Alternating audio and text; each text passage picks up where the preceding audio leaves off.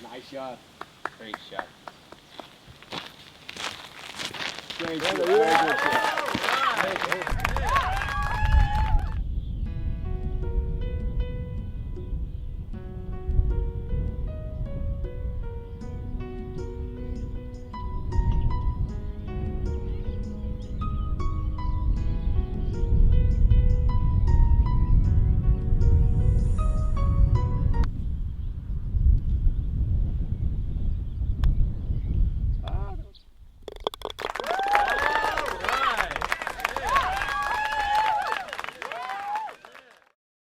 Jesper, hvad har tiden efter Invitational-sejren egentlig bragt dig af gode ting?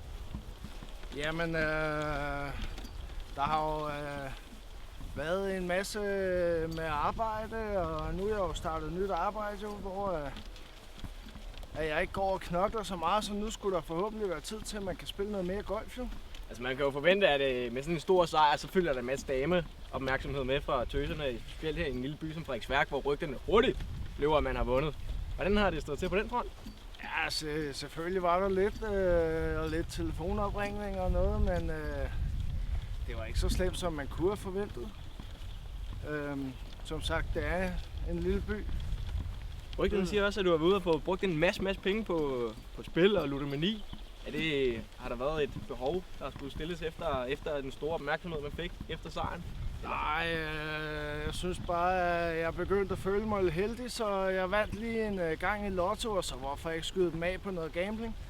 Det gik så ikke så godt jo, så jeg satser på, at jeg lige tager præmien igen i år, så jeg kan betale noget gæld jo.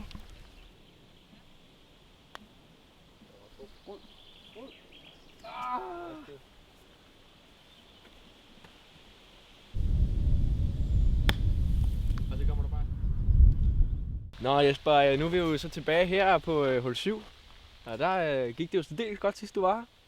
Ja, jeg var jo rimelig nystartet og kommer jo ud og brillerer jo allerede på første dag og kommer jo frem til hul 7 med dejligt vejr og jeg ser jo, at bolden den flyver derop af, og man står bare der, og man kan ikke rigtig se, hvor den rammer hen, og man står der og prøver at vrikke den i. Så er det jo en fornøjelse at komme op og se, at den ligger i koppen, og man har lavet sin første hole in one.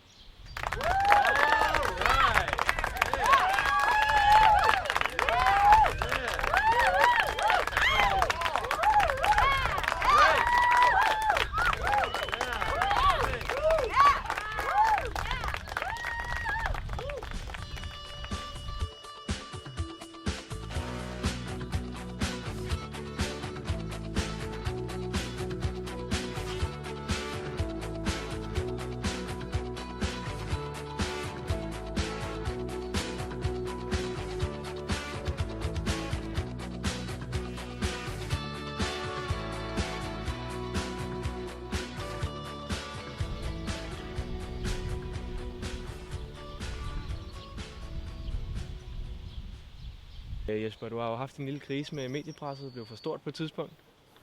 Ja, men det begyndte stille og roligt at gå over igen.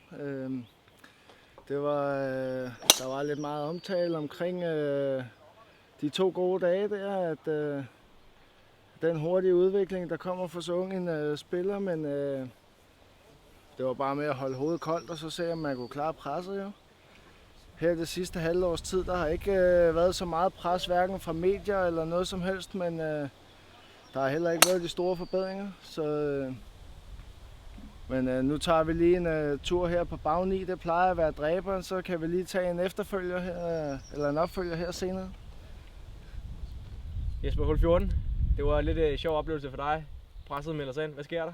Jamen, det plejer jo gerne at gå galt over på den sø der jo, men nu rører jeg i bunkeren.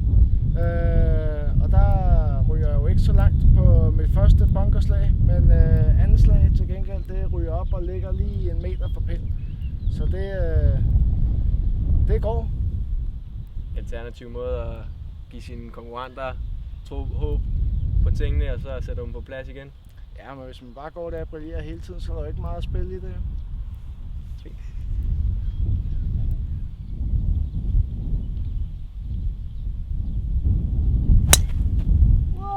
Er du sindssyg?